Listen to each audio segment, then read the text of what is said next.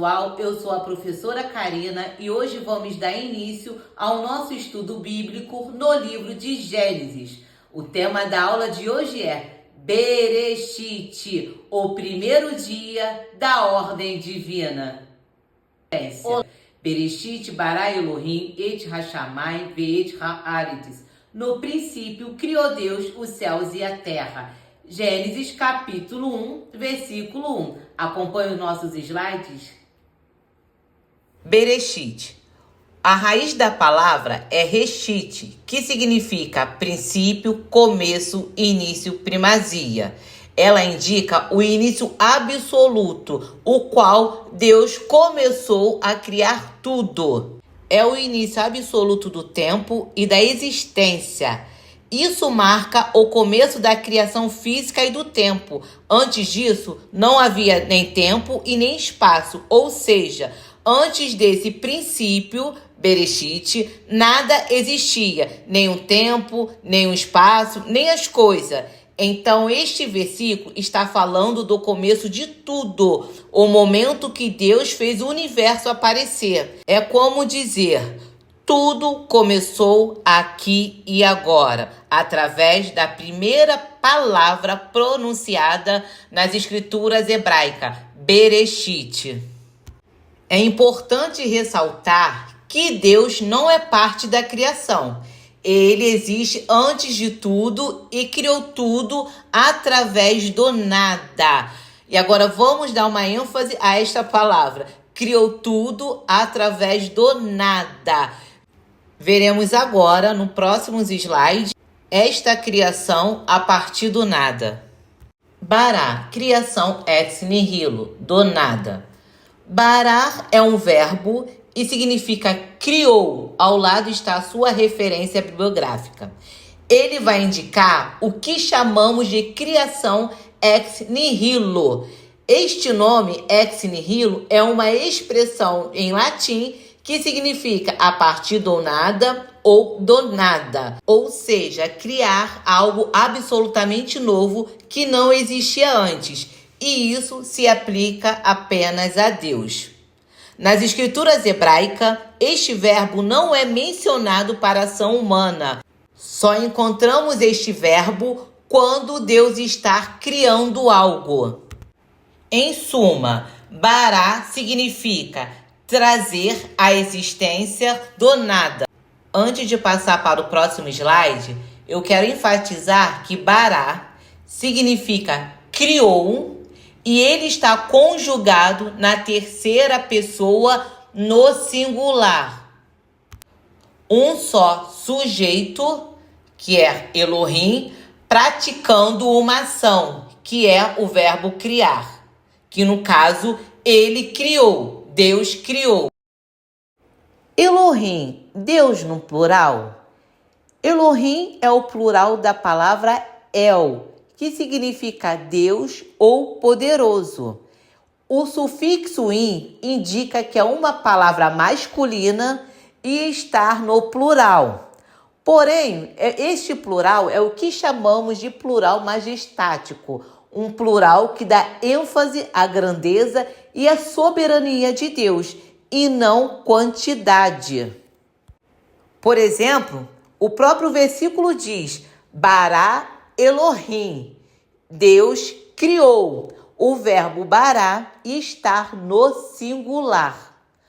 Quando Elohim aparece nas escrituras, fazendo referência a outros deuses ou a anjos, aí sim temos uma palavra no plural indicando quantidade.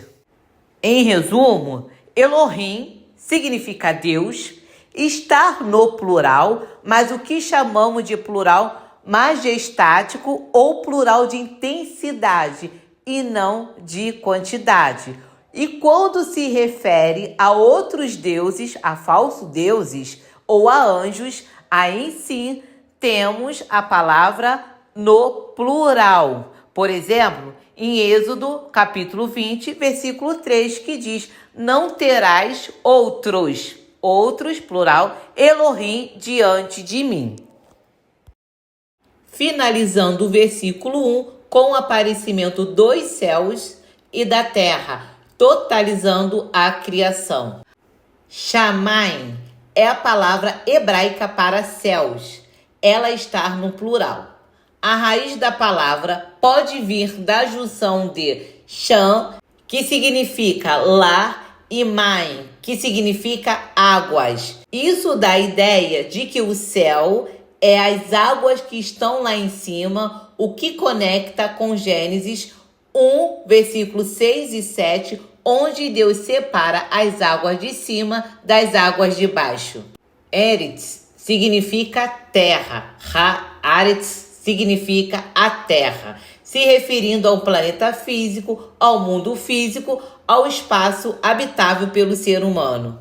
Também representa o lugar onde Deus coloca o homem, o campo da ação humana e da história. Quando o versículo 1 diz que no princípio criou Deus os céus e a terra, ele está generalizando toda a criação. Ele está falando da criação do universo. Céus e terra proclamam que tudo começou com Deus e tudo pertence a Ele. Do caos à criação, o mistério de Gênesis capítulo 1, versículo 2. E a terra era sem forma e vazia, e havia trevas sobre a face do abismo, e o Espírito de Deus pairava sobre a face das águas. Vamos lá? A terra estava sem forma e vazia, tohu vavohu. No versículo 1, vemos que Deus criou os céus e a terra. A terra foi criada. No versículo 2, começa a descrever o estado em que a terra estava no momento em que ela foi criada. A terra estava sem forma e vazia, tohu vavohu.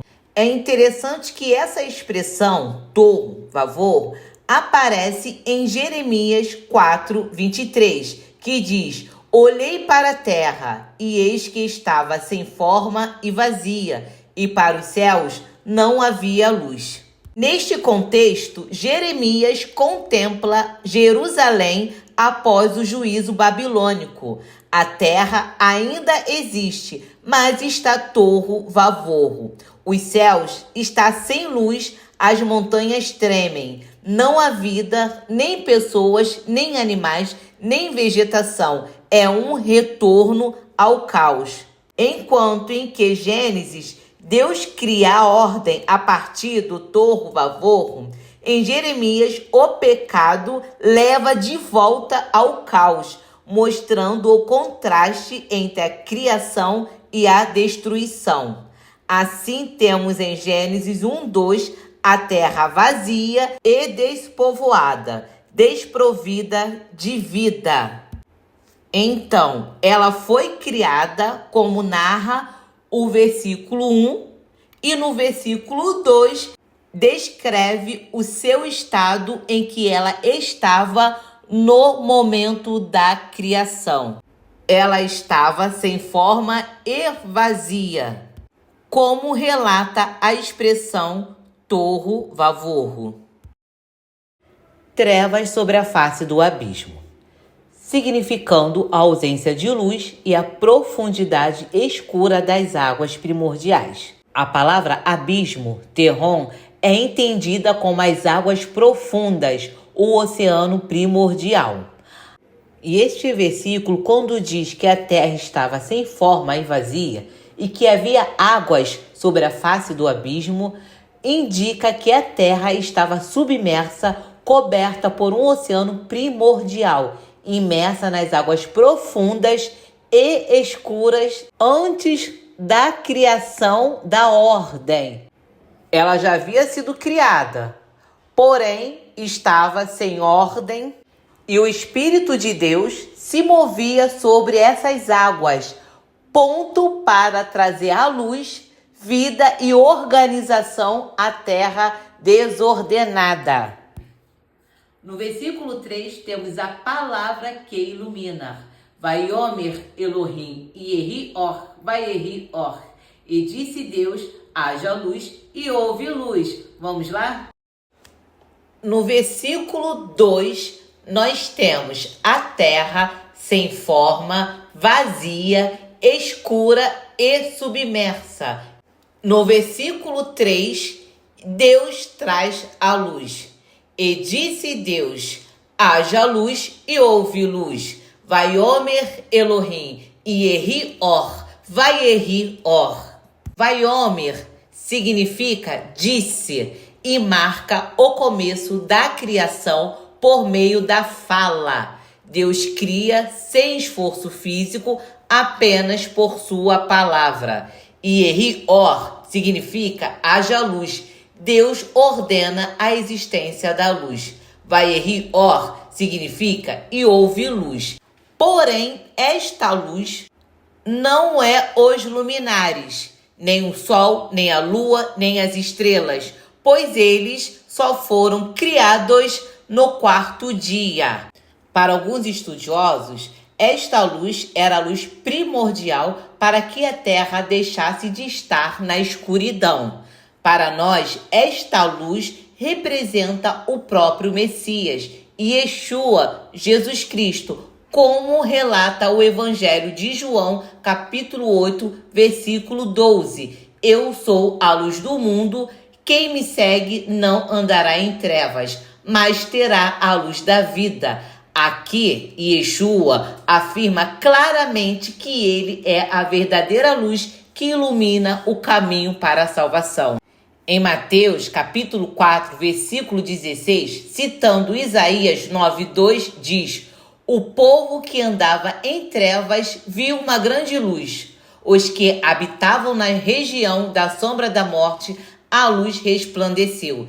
Este versículo fala da vinda de Yeshua como cumprimento da profecia, trazendo luz à humanidade. E Lucas, capítulo 2, versículo 32, que diz: sobre Yeshua, recém-nascido, Simeão profetiza: luz para revelações aos gentios e glória do teu povo Israel. Yeshua é a luz para todos os povos, não somente para o povo de Israel. E foi a tarde e amanhã o primeiro dia. No calendário judaico, a ordem do dia começa ao pôr do sol. Por isso, sempre lemos tarde e manhã. Finalizamos o nosso estudo de hoje com a expressão Kitov. E viu Deus que era bom. A expressão Kitov significa porque era bom ou que era bom. Tudo que Deus criou, ele disse Kitov, que era bom. E aqui finalizamos a nossa primeira aula. E se você gostou, deixe o seu like, se inscreva no canal, ative o sininho para a próxima aula. Shalom!